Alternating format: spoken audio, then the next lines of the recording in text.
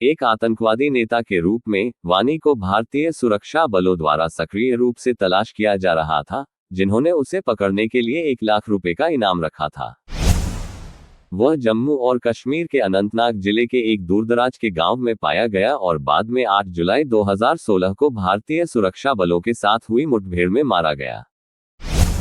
वानी की हत्या से पूरे कश्मीर घाटी में बड़े पैमाने पर विरोध प्रदर्शन हुए, जो 2010 की अशांति के बाद से इस क्षेत्र में अशांति का सबसे खराब दौर बन गया। एज अ रिजल्ट, जम्मू और कश्मीर राज्य को लगातार 53 दिनों तक कर्फ्यू के तहत रखा गया था, जिसे 31 अगस्त 2016 तक पूरी तरह से हटा लिया गया था। वानी की हत्या के बाद हुए विरोध प्रदर्शनों में 96 से अधिक लोग मारे गए और 15,000 से अधिक नागरिक और 4,000 भारतीय सुरक्षाकर्मी घायल हुए।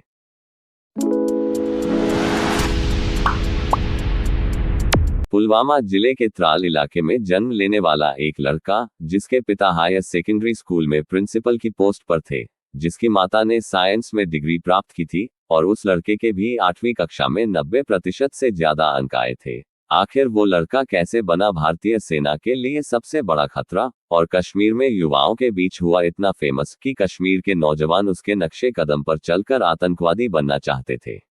जी हाँ, हम बात कर रहे हैं social media terrorist Burhan Wani की।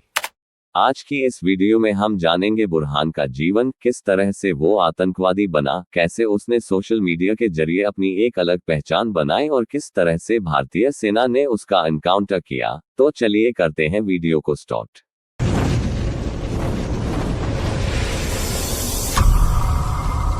बुरहान वानी का जन्म 1994 में भारत के जम्मू और कश्मीर के पुलवामा जिले के त्राल शहर के बाहरी इलाके में स्थित एक गांव दादासरा में हुआ था। उनके पिता मुजफ्फर अहमद वानी एक पब्लिक हायर सेकेंडरी स्कूल के प्रिंसिपल थे और माता मैमुना मुजफ्फर साइंस में डिग्री प्राप्त कर चुकी थी, जो अपने गांव में कुरान की कक्षाएं पढ़ाती थी।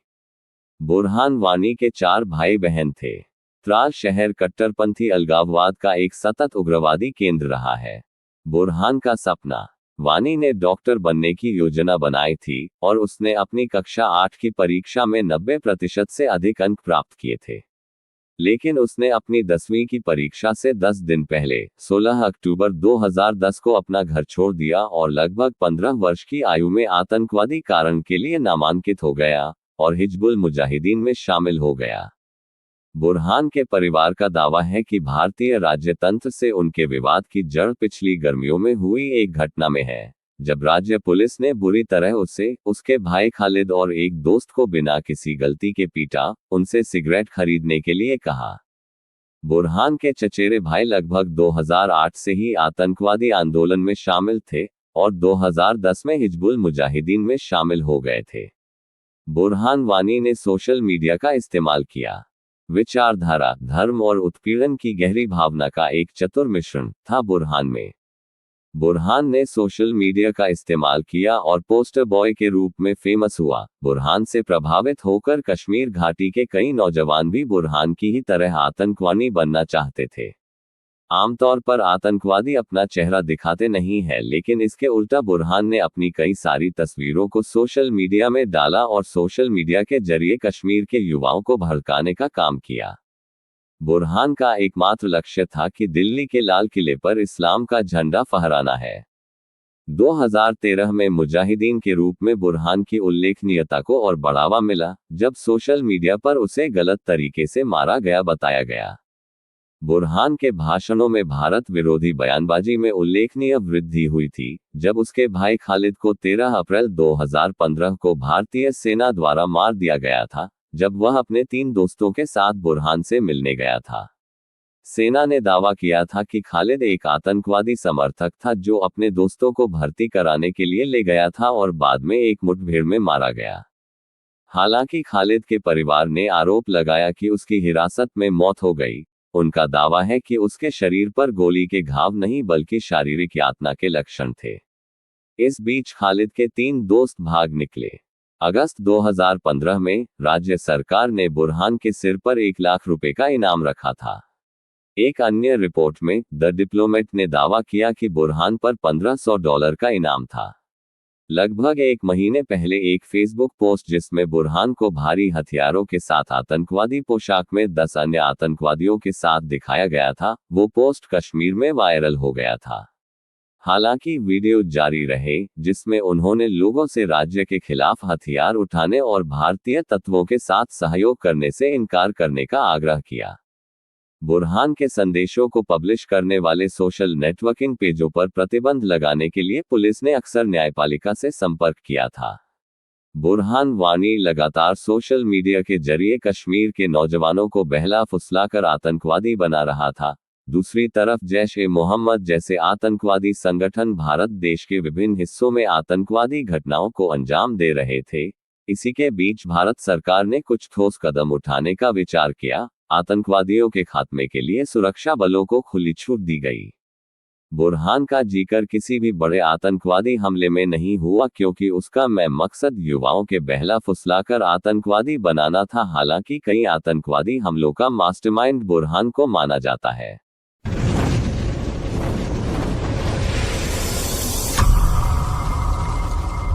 बुरहान वानी 8 जुलाई 2016 को 2 अन्य आतंकवादियों के साथ एक आतंकवाद विरोधी अभियान में मारा गया था, जिनकी बाद में पहचान सरताज अहमद शेख और परवेज अहमद लश्करी के रूप में हुई थी। उसे और उसके साथियों को कोकरनाग इलाके के बुंदूरा गांव में जम्मू कश्मीर पुलिस के विशेष अभियान समूह और 19 राष्ट्रीय राइफल्स की संयुक्त टीम ने मार गिराया था। सुरक्षा बलों ने बाद में कहा कि ऑपरेशन वास्तव में 6 जून को शुरू हुआ था, जब बुरहान अपने साथियों के साथ हथियार खरीदने के लिए कोकरनाग आया था। कुछ सेना और पुलिस अधिकारियों ने बाद में कहा कि सुरक्षा बलों को अहमद शेख की मौजूदगी के बारे में खुफिया जानकारी मिली थी, लेकिन उन्हें नहीं पता था कि वानी भी उसके साथ मौजूद है।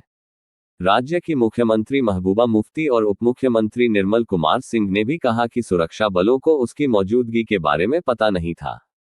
पुलिस अधिकारियों के अनुसार सुरक्षा बलों को स्थानीय लोगों के गुस्से का सामना करना पड़ा, जिन्होंने पथराव किया। मुठभेड़ शाम 4:30 के आसपास शुरू हुई और 6 बजे के आसपास समाप्त हुई।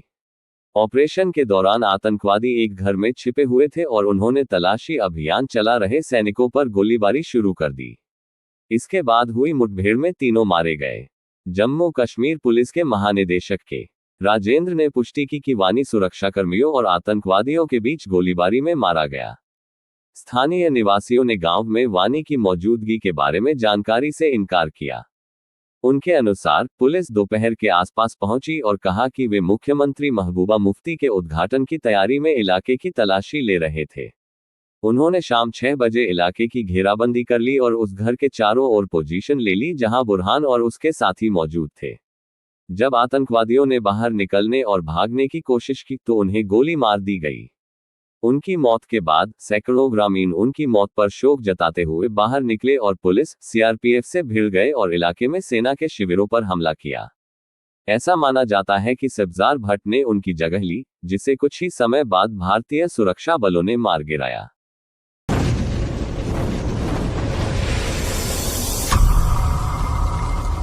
नौ जुलाई को उनके अंतिम संस्कार में बड़ी भीड़ शामिल हुई।